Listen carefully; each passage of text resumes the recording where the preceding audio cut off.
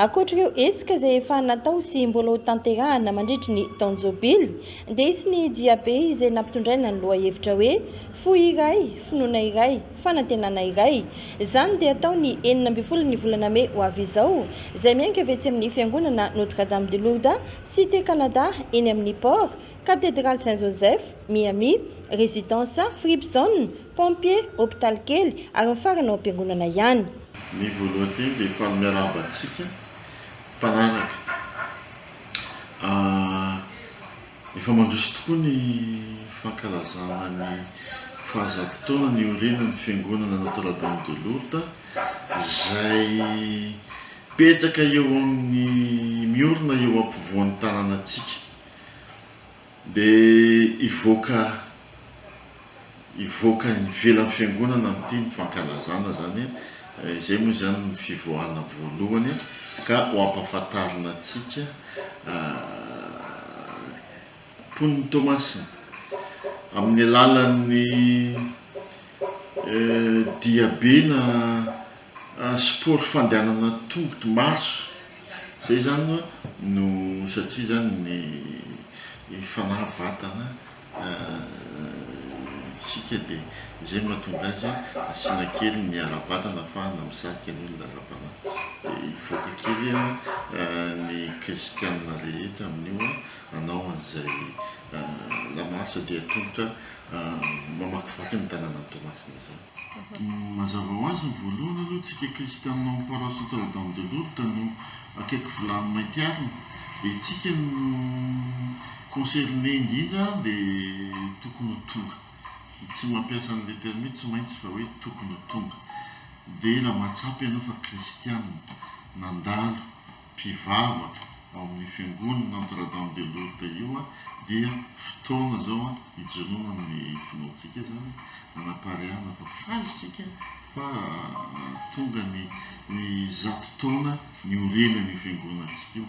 Dia amin'ny fiangonana manan-danja azy eto amin'ny tanànan'ny Tomasina Notre-Dame, amin'izy voatanàna teo sy ny structure zany, dia asaina koa tsika mponiny Tomasina rehetrarehetra zany amin'io sabotsy fa 9 ny volana May ho avy izao io ho tonga manomboka amin'ny 7 sasany tsika no efa ho am-piangonana. Dia arakatsika ihany avy eo dia miainga mandeha manao fanatanjahantena kely sady manao fanapariana vaovao mahafaly.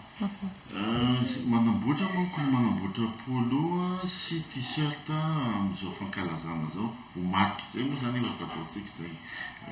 Dia amin'io zany misy an'io tokony hanao any fanamiana io isika kristianina aloha ao amin'ny paroisse. Asaina ihany koa isika vahoakan'ny Tomasina izay liana anampy amin'izany hitantsika kristianina anampy amin'izany fanapariana ny vaovao mahafaly zany, fisehoana fahafaliana fa natratra 100 taona ny orenan'io fiangonana io zany.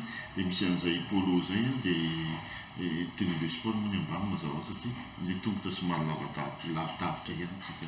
Nandalo fotoan-tsarotra ny tanànan'ny Tomasina dia somary nangina arakarak'izay daholo ny zavatra rehetra zany.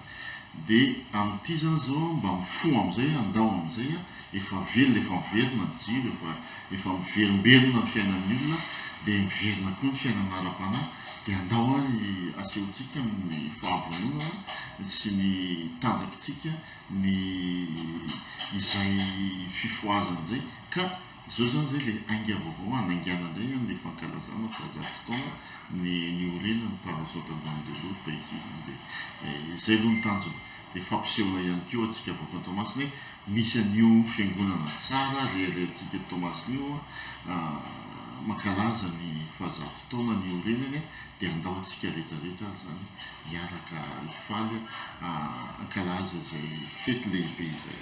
Ny hafatra indray mandeha antsika ny paroisse Notre-Dame de Lourdes, indray mandeha ny fiainana zany 100 taona zany manana sens tsika manana fitahin'andriamanitra manokana tsika nahatratra zao fahazato taona zao ka mety izy ianao anamarika izay eo amin'ny fiainanao, mety izy ianao anamarika izay eo amin'ny fiainan'ny fiangonana dia andaotsika rehetra ifanometanana hiaraka hifaly fa zato taona zany mba manoratra aloha manoratra izy mba manoratra ny taranaka ny afara na itsika hitantara hoe zara ingeka nanoratra nandray anjara tamin'izany fankalazana ny zato taona ny fijoroany ty fiangonana ity dia eo koa tsika mpony tomasina zany asaina manokana tsika satria araky ny teniko teo aingo ny tanànatsika izy io raha aingo ary reharehantsika ny fisiny fiangonana lehibe io eo ampovoan'ny tanànatsika io